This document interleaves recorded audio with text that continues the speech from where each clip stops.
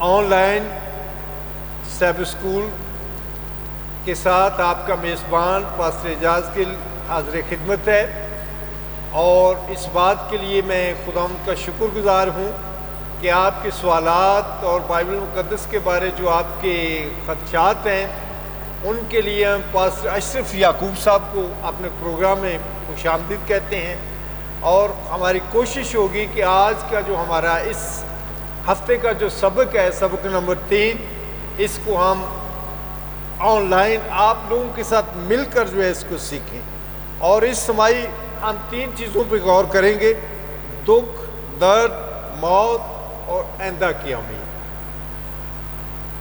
اور میں پادری پاسٹر اشرف یعقوب صاحب کو اس پروگرام میں خوش آمدید کہتا ہوں، اور میری ان سے درخواست ہے کہ وہ انسانی فطرت کے تعلق سے آسان لفظوں میں اس کو بیان کریں تاکہ عام قاری، عام سننے والا جو ہے وہ برکت پا سکے۔ جب ہم انسانی فطرت کے بارے بات کرتے ہیں تو اس کے متعلق دنیا میں مختلف نظریات پائے جاتے ہیں، اور ان نظریات کا تعلق کسی نہ کسی طرح ان کے مذہب سے ہوتا ہے۔ بے شک، اور اس میں کوئی شک نہیں کہ انسانی فطرت کو سمجھنا انتہائی مشکل ہے، لیکن جس خدا نے انسان کو خلق کیا ہے وہ ہمیں بہتر طور پر بتا سکتا ہے کہ انسانی فطرت کیا ہے، کس طرح اس کا وجود آیا، کس طرح اس میں کیا خوبیاں خدا نے ڈالی، اور پھر ان خوبیوں کا آج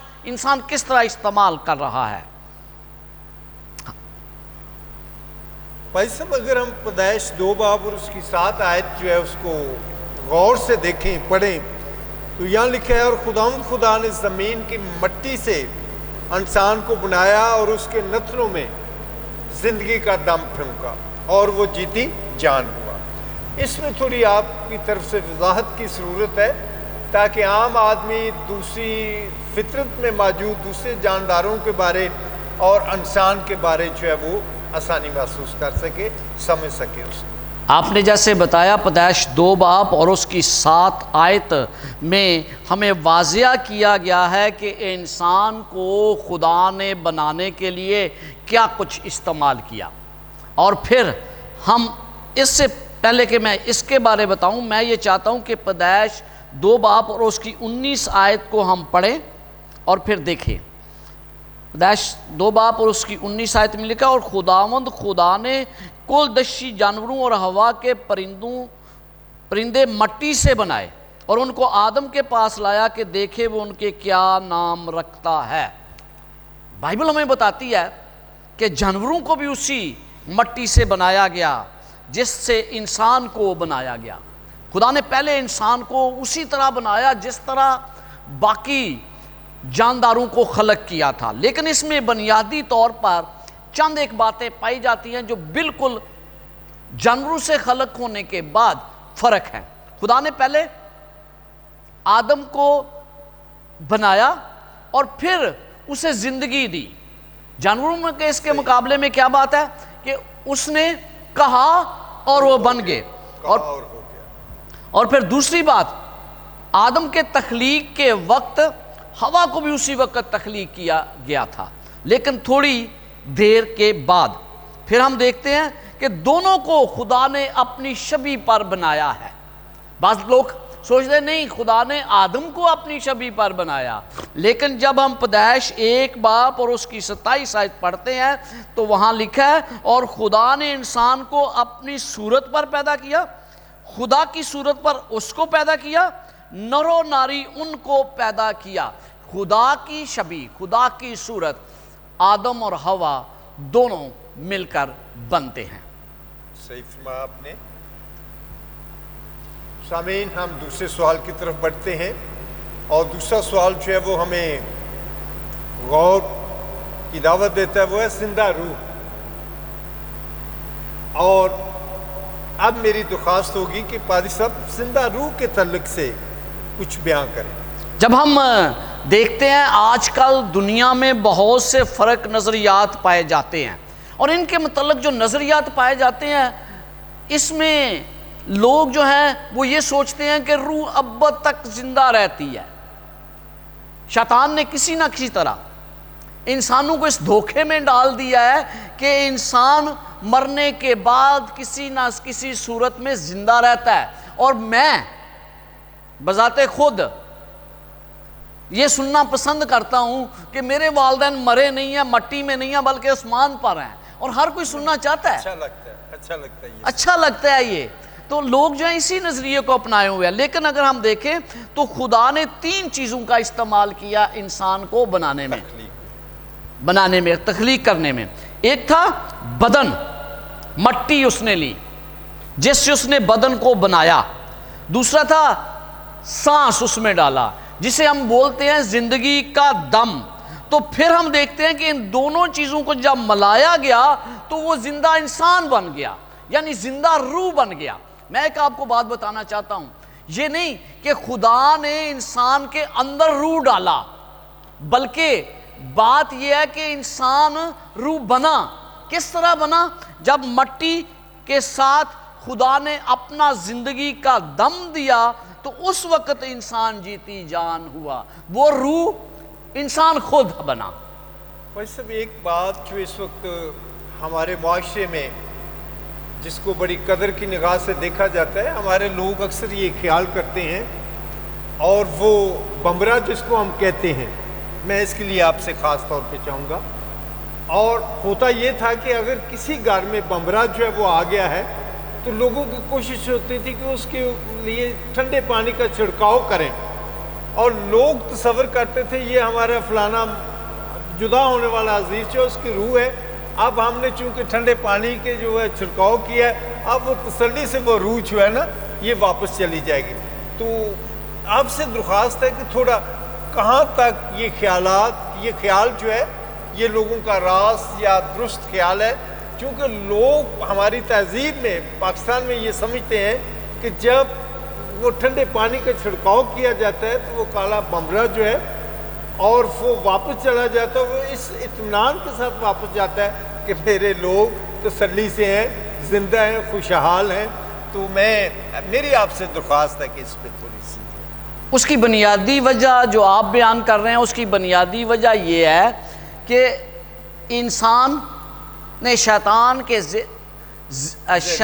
نے انسان کے ذہن میں یہ بات ڈال دی ہے کہ کسی نہ کسی صورت میں انسان زندہ رہتا ہے.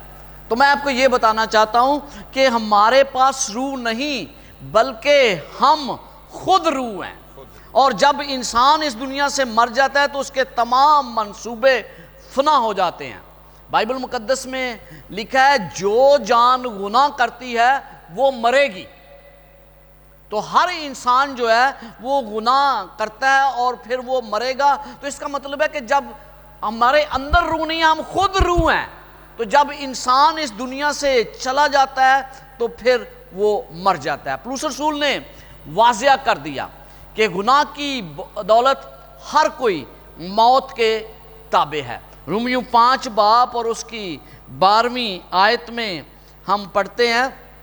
اگر آپ کے پاس بائبل ہے تو میرے ساتھ نکالیے گا. رومیو 5 باب اور اس کی 12ویں آیت. یہاں پر لکھا ہے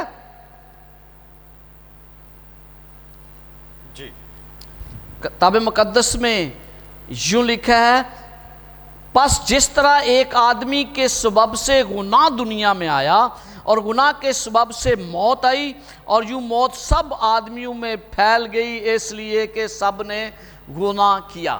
بائبل بڑا واضح طور پر مجھے آگاہ کرتی ہے کہ گناہ کی وجہ سے اس دنیا میں موت آئی ہے، اور جب موت آئی ہے تو اس کا مطلب ہے کہ اس کا ہم سب شکار ہوتے ہیں. ہر چیز جو زندگی رکھتی ہے، انسان اور حیوانات تمام اس دنیا میں جو ہیں وہ مر جاتے ہیں اور ان کے منصوبے تمام کے تمام فنا ہو جاتے ہیں. میں یہ آپ سے جاننا چاہوں گا، جیسے یہ لکھا ہے موت اور روح. ہمارے سماج میں بہت سے لوگ ہیں جو اپنے مردوں کو چیل کوے جو ہیں حتیٰ کہ کتے جو ان کے سپرد کر دیتے ہیں. کچھ لوگ ہیں جو اپنے مردوں کو باقاعدہ جلا دیتے ہیں. کچھ لوگ جو ہیں ان کی وہ قدر و قیمت نہیں کرتے. اور کچھ لوگ ہیں جو مردوں کو چیل، کوے اور کتوں کے سپرد کر دیتے ہیں، اور وہ جو انسانی بدن کی حرمت ہے شاید اس کی نفی ہوتی ہے باتوں سے۔ پاشا صاحب، میں نے پہلے بھی یہ عرض کیا کہ انسانی نظریات کیا ہیں۔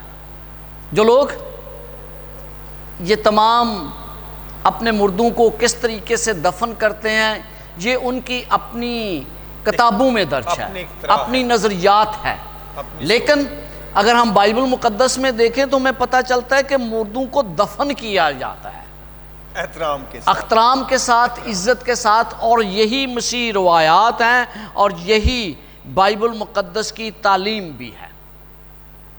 یہی امانداروں کی روایات ہیں، یہی امانداروں کا طریقہ کار ہے، چونکہ وہ اس بات پہ کامل یقین رکھتے ہیں کہ جب ہمارا نجات دہندہ بادلوں پر آئے گا تو قبریں جو ہیں ان میں دفن مردے جو ہیں وہ بھی ہوا میں اٹھ کر خدا یسوع مسیح کا استقبال کریں گے۔ یس، جب آپ اس بات کرتے ہیں تو میں یہ چاہتا ہوں کہ ہم دیکھیں کہ یسوع مسیح کی آمد پر راست باز کی روح لافانی ہو جائیں گی۔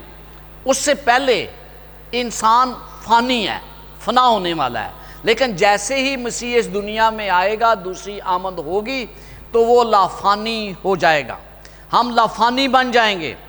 گناہگار دوسری موت کے بعد ابدی نیند سو جائیں گے، لیکن راست باز جو ہیں دوسری موت ان پر لاگو نہیں ہوگی اور وہ ہمیشہ کے لیے ابدی زندگی کے وارث ہوں گے۔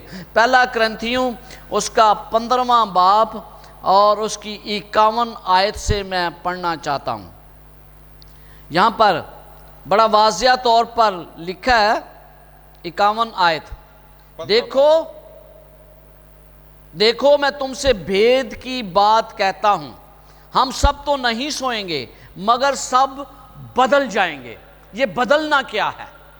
یہ وہ ہے کہ فانی زندگی سے لافانی زندگی میں داخل ہونا۔ یہ لکھا ہے ایک دم میں، ایک پل میں، جب نرسنگا پھونکا جائے گا تو تمام ایماندار خدا کی اس نرسنگے کی آواز کو سن کر جی اٹھیں گے۔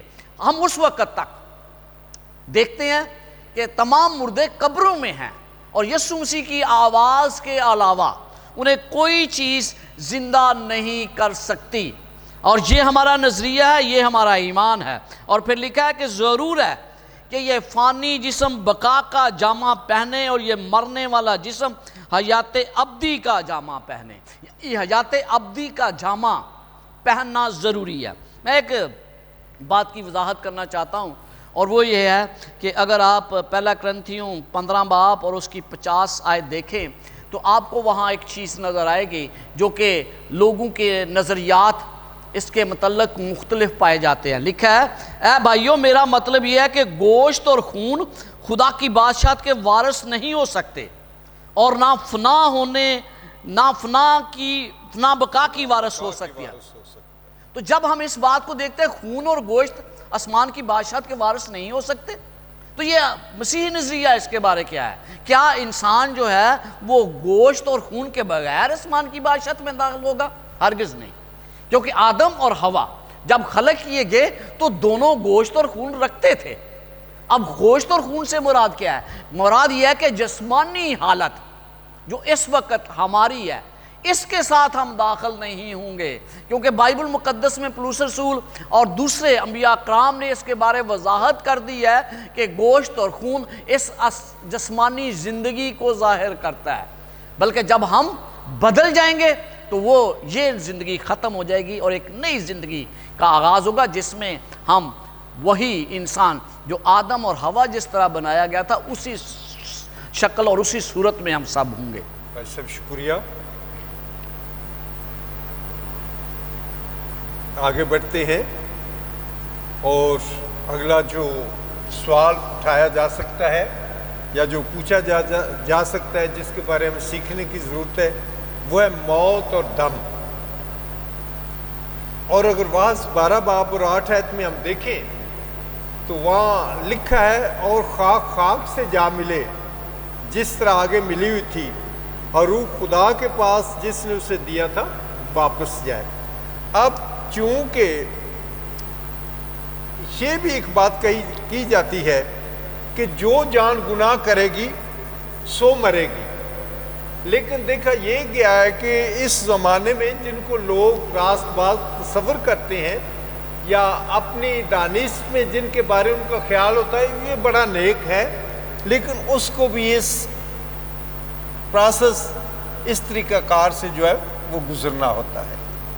آپ کا بہت بہت شکریہ کہ آپ نے یہ پوائنٹ آؤٹ کیا، اور یہاں پر واز 12 باب اور اس کی 8 آیت بڑی اہم ہے۔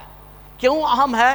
کیونکہ اس کے متعلق لوگوں کے نظریات فرق ہیں، اور لکھا ہے اور خاک سے جا ملے، جس طرح آگے ملی ہوئی تھی اور روح خدا کے پاس جس نے اسے دیا تھا واپس جائے۔ بہت دفعہ ہم یہ سوچتے ہیں کہ روح ایک الگ چیز ہے انسان سے، اور جب ہم اس کے نظریے کو دیکھتے ہیں تو پھر ہم اس کو دیکھتے ہیں کہ کسی نہ کسی طریقے سے وہ کسی نہ کسی صورت میں موجود رہتی ہے، لیکن میں نے آپ کو بتایا کہ روح انسان سے الگ نہیں ہے، وہ ایک ہی ہے۔ تھوڑی دیر کے لیے میں آپ کو بتانا چاہتا ہوں خدا نے کیا کیا۔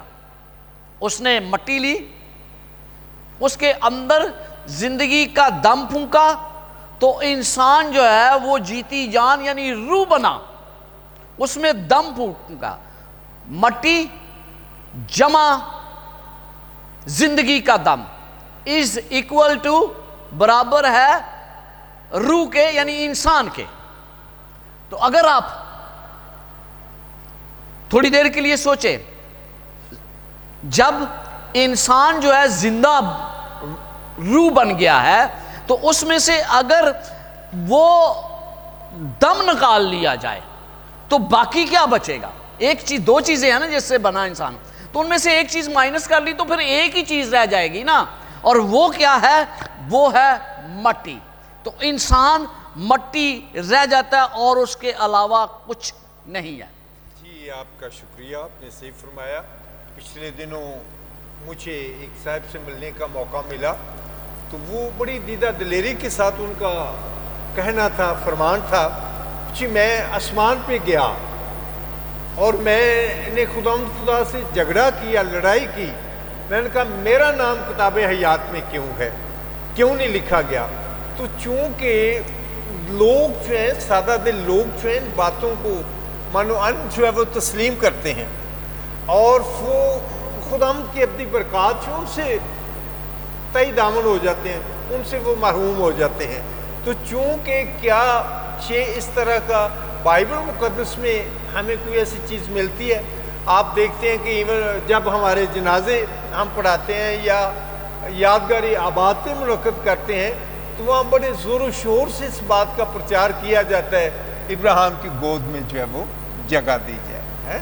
تو چونکہ منگل کے دن کا جو سبق ہے وہ ہمیں سکھاتا ہے کہ روح خدا کے پاس واپس چلی جاتی ہے۔ کیا اس کے لیے وقت مقررہ یا اس کے لیے کوئی خاص وقت ہے جب روح واپس جائے گی، یا لوگ اس خیال کے لیے وہ برحق ہیں؟ جیسے میں نے عرض کیا کہ وہ بشپ صاحب کہتے ہیں جی میں آسمان پہ گیا ہوں 3 دفعہ اور میں نے خداوند سے جھگڑا کیا، میرا نام کتاب حیات میں آپ نے کیوں نہیں لکھا؟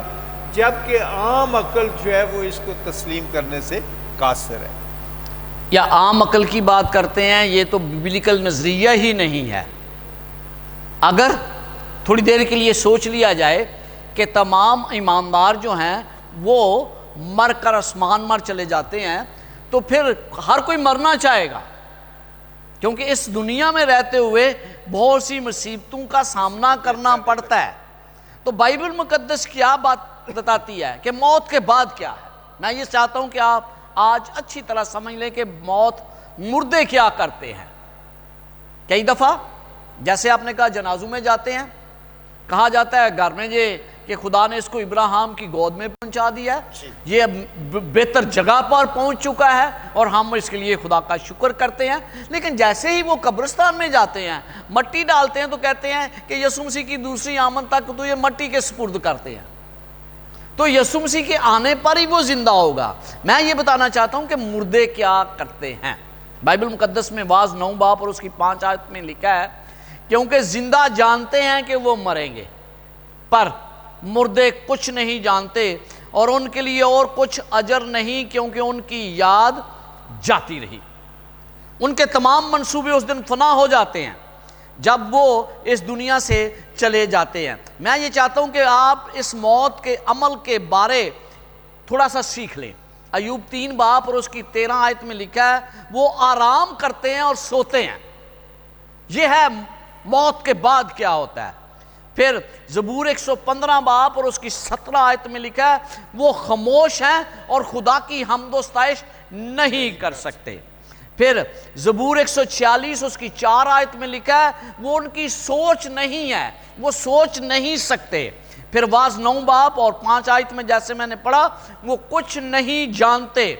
پھر واعظ 9 باب اور اس کی 10 باب اور اس کی 19 آیت میں لکھا ہے، وہ کام نہیں کرتے، مطالعہ نہیں کر سکتے اور کچھ بھی نہیں کر سکتے۔ یہ مرنا ہمیں ایسا لگتا ہے کہ یہ کچھ بھی نہیں ہے، بورنگ ہے، کوئی شعوری وجود نہیں ہے انسان میں، انسان نہیں سمجھتا۔ ہم مرتے ہیں تو سب کچھ ختم ہو جاتا ہے، ہماری زندگی اتنی ہے اس دنیا میں، اور جب تک موت سے ہمیں خدا نہ جگائے ہم اس سے نہیں اٹھ سکتے۔ خاموشی اور اندھیرا ہے، لیکن یہ موت جو ہے یہ نیند کی مانند ہے۔ بار بار ہمیں بتایا گیا ہے کہ یہ نیند کی مانند ہے۔ بائبل مقدس واضح کرتی ہے کہ مرنا سونے کی مانند ہے، صرف یسوع مسیح کی آواز ہی ہمیں اس نیند سے جگا سکتی ہے جو ابدی نہیں ہے۔ آپ نے صحیح فرمایا۔ سامعین آگے بڑھتے ہیں، اور جمعرات کا جو ہمارا سبق ہے یہ بڑا دلچسپ ہے، اور اس کے بارے زمانے میں بہت سے خیالات ہیں، اور یہ ہے کہ آباء و اجداد کے ساتھ آرام کرنا۔ بھائی صاحب، میرا آپ سے سوال یہ ہے، میں یہ سمجھنا چاہوں گا، میری طرح بہت سے دیکھنے والے جو ہیں ان کی بھی یہ خواہش ہوگی، اگر بہت سے آباء و اجداد ایسے ہیں جنہوں نے خداوند کو قبول نہیں کیا، جو دنیا کے نظریات میں جنہوں نے وفات پائی، تو یہاں کن آباء و اجداد کی بات ہو رہی ہے؟ اس پہ تھوڑی سی روشنی ڈالیں کہ آباء و اجداد کے ساتھ آرام کرنا۔ اوکے، اگر آپ پہلا سلاطین 2 باب اور اس کی 10 آیت دیکھیں تو وہاں لکھا ہے، اور داؤد اپنے باپ دادا کے ساتھ سو گیا اور داؤد کے شہر میں دفن ہوا۔ بائبل مقدس میں یہاں پر موت کی طرف اشارہ کیا گیا ہے، اس کے لیے مختلف الفاظ استعمال کیے گئے ہیں، جیسے اپنے لوگوں میں جا ملا۔ ابراہیم کے بارے میں لکھا ہے اپنے لوگوں میں جا ملا، داؤد کے بارے لکھا ہے وہ سو گیا اور اپنے لوگوں میں جا کر دفن ہوا۔ کیا اس طرح کا تاثر جو دیا جاتا ہے، اور وہ یہ ہے کہ معاشرتی طور پر اور شعوری طور پر انسان کسی نہ کسی طرح زندہ ہے موت کے بعد۔ یہ الفاظ ہمیں اس بات کی طرف اشارہ دیتے ہیں۔ جب ہم اس کے بارے پڑھتے ہیں تو ہمیں مزید پتہ چلتا ہے، اپنے باپ دادا کے ساتھ سو گیا، لیکن وہ آسمان پر نہیں گیا۔ داؤد کے بارے لکھا ہے وہ آج تک قبر میں موجود ہے۔ میں یہ چاہتا ہوں کہ اعمال 2 باب اور اس کی 29 سے 31 آیت تک ہم دیکھیں، اور پھر ہمیں پتہ چلے گا کہ داؤد جو ہے اگرچہ وہ اپنے لوگوں میں جا ملا، سو گیا، تو وہ آسمان پر نہیں گیا۔ اور بعض لوگ یہ سوچتے ہیں کہ نہیں بھائی وہ شاید آسمان پر چلا گیا۔ تو میں یہ چاہتا ہوں کہ بائبل اس کے متعلق بہتر وضاحت کر سکتی ہے، مجھ سے بہتر، اس لیے اعمال 2 باب اور اس کی 29 سے 31 آیت تک میں پڑھنا چاہتا ہوں۔ اے بھائیو، میں قوم کے بزرگ داؤد کے حق میں تم سے دلیری کے ساتھ کہہ سکتا ہوں کہ وہ ہوا اور دفن بھی ہوا، اور اس کی قبر آج تک ہم میں موجود ہے۔ پس نبی ہو کر اور یہ جان کر کہ خدا نے مجھ سے قسم کھائی ہے کہ تیری نسل سے ایک شخص کو تیرے تخت پر بٹھاؤں گا، اس نے پیشن گوئی کے طور پر مسیح کے جی اٹھنے کا ذکر کیا کہ نہ وہ عالم روا میں چھوڑا گیا، نہ اس کے جسم کے سڑنے کی نوبت پہنچی۔ اور یہ یسوع مسیح کے بارے میں ہے۔ باقی لوگوں کے بارے میں نہیں ہے۔ تو ہمیں پتہ چلتا ہے کہ اس کے تاثرات ہم یہ بھی پڑھتے ہیں کہ مختلف بادشاہ جو ہیں ان کے بارے لکھا ہے کہ وہ اپنے لوگوں میں جا ملے۔ تو کیا حقیقت میں اس میں برے بادشاہ بھی شامل ہیں اور اس میں اچھے بادشاہ بھی شامل ہیں؟ تو پھر راست باز کہاں جاتے ہیں اور ناراست کہاں جاتے ہیں؟ میرے عزیزو، یہ بات بائبل کے مختلف حوالہ جات سے یا بائبل کی مختلف تاریخوں سے ہمیں پتہ چلتا ہے کہ انسان مرنے کے بعد قبر میں رہتا ہے اور یسوع مسیح کی آمد تک رہے گا۔ داؤد کے بارے لکھا ہے وہ قبر میں ہے، وہ اپنے ماں باپ کے ساتھ نہیں ملا، وہ آسمان پر نہیں گیا۔ کسی کے بارے یہ نہیں لکھا کہ وہ آسمان پر گیا، بلکہ لکھا ہے کہ قبر میں، یعنی مطلب یہ تاثر نہ اس سے یہ لیا جائے کہ وہ معاشرتی طور پر یا شعوری طور پر کسی نہ کسی صورت میں زندہ ہیں۔ شکریہ۔ اور مجھے جو ایک بات کی سمجھ آئی عزیزو، وہ یہ ہے کہ ہمارے آباء و اجداد، یہ ہمارے جسمانی تعلق داری رشتہ دار، ان کے بارے یہ بات نہیں ہو رہی، بلکہ یہ روحانی جو ہمارے ہم عقیدہ ہیں، جنہوں نے خداوند کو اپنا خدا جان کر، چونکہ پاک کلام میں ہم کو پڑھنے کے لیے ملتا ہے کہ ابراہیم سے خدا نے فرمایا کہ اپنے ناطے داروں کو چھوڑ کر، اپنے رشتہ داروں کو چھوڑ کر تو میرے ساتھ چل۔ اور مقدس لوگ جو ہیں، خداوند پر بھروسہ کرنے والے لوگ جو ہیں، ان کی میراث جو ہے، ان کے آباء و اجداد جو ہیں وہ اماندار ہیں، جن کی زندگیوں سے ہمیں خداوند پر بھروسہ کرنا سیکھنے کا موقع ملتا ہے، اور ان کی وفاداری جو ہے اس کی بھی ہمیں سمجھ آتی ہے۔ اچھا، میں ایک اور بات بتانا چاہتا ہوں۔ پہلا تسلیکیوں اس کا 4 باب اور اس کی 13 سے 18 آیت میں ہمیں پتہ چلتا ہے کہ بنیادی طور پر مردے یسوع مسیح کی دوسری آمد تک قبروں میں رہیں گے۔ میں یہ چاہتا ہوں کہ ہم اس کو تھوڑی دیر کے لیے سوچ لیں۔ لکھا ہے کہ اے بھائیو، ہم نہیں چاہتے کہ جو سوتے ہیں ان کی بابت تم ناواقف رہو۔ مطلب کیا؟ سوتے ہیں جو جس دنیا سے چلے گئے ہیں، تاکہ اوروں کی مانند جو نا امید ہے غم نہ کرو، کیونکہ جب ہمیں یہ یقین ہے کہ یسوع مر گیا اور جی اٹھا، تو اسی طرح خدا ان کو بھی جو سو گئے ہیں یسوع کے وسیلہ سے اسی کے ساتھ لے آئے گا۔ یعنی یسوع مسیح کی آمد پر ہی ہم زندہ ہوں گے، اس سے پہلے نہیں۔ تو ہم آج اس پیغام کو ان باتوں پر ختم کرنا چاہتے ہیں کہ بائبل واضح طور پر بیان کرتی ہے کہ مردے فوراً جنت میں یا جہنم میں نہیں جاتے۔ یہ قیامت تک، جب تک یسوع مسیح نہیں آتے، یہ قبروں میں رہیں گے۔ اور پھر ہم دیکھتے ہیں کہ انسان کے خیالات، بائبل میں لکھا ہے کہ فنا ہو جاتے ہیں۔ قبر میں جانے والے خاموش ہیں، وہ کچھ بھی نہیں جانتے۔ جو کچھ سورج کے نیچے کیا جاتا ہے، بائبل مقدس میں لکھا ہے کہ وہ اس سے ناواقف ہیں۔ راست باز کے لیے مبارک ہے یہ وقت، خواہ طویل ہو یا چھوٹا ہو، اس کے لیے ایک لمحہ ہے، ہمارے لیے ایک لمحہ ہے۔ وہ سوتے ہیں، وہ خدا کے نرسنگے کے ساتھ پرکشش آواز میں جی اٹھیں گے۔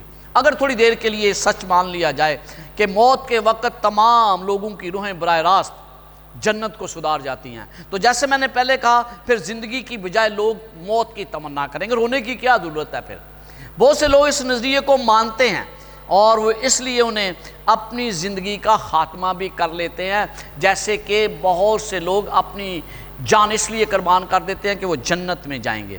جب انسان مصیبتوں میں گر جائے تو پھر وہ اپنی زندگی کو بعض کا ختم اس لیے کر لیتا ہے کہ شاید میں جنت میں چلا جاؤں، میں کسی اچھے کاز کے لیے اپنی جان دوں۔ کلام مقدس میں ایسا اقتباس کہیں نہیں پایا جاتا کہ اپنی موت کے بعد راست باز اجر پا لیتے ہیں یا بدکاروں کو سزا مل جاتی ہے۔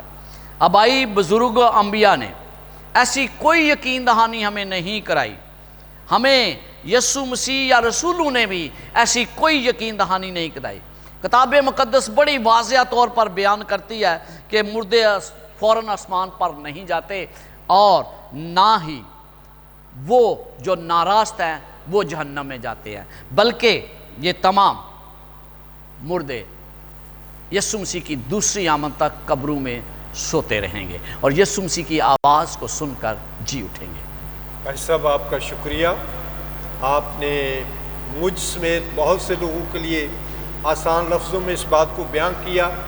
سامعین، اگلی نشست میں ہم سیکھیں گے عہد عتیق میں پائی جانے والی امید۔ اور میرے لیے گو کہ ہم پڑھتے ہیں، لیکن چونکہ یہ کلام مقدس ہے اور یہ نیند سے، موت کو نیند سے تشبیہ خداوند یسوع مسیح سے پہلے بھی دی جاتی رہی، اور اسی وجہ سے یہ پاک کلام میں لکھا ہوا ہے کہ داؤد اپنے لوگوں میں کے ساتھ سو گیا۔ خداوند آپ کو برکت دے، اور آپ سے درخواست ہے کہ اس پروگرام کو دیکھنے کے بعد اپنی آراء اور اپنی تجویز جو ہے وہ پلیز ضرور ہمیں دیں، تاکہ اس پروگرام کو اور بہتر سے بہتر اور آسان لفظوں میں بیان کیا جا سکے، تاکہ عام قاری جو ہے وہ بائبل مقدس کو سمجھنے کے لیے آسانی پیدا کرے۔ خداوند آپ کے ساتھ ہو، آمین۔ خداوند آپ کو برکت دے، آمین۔ آمین۔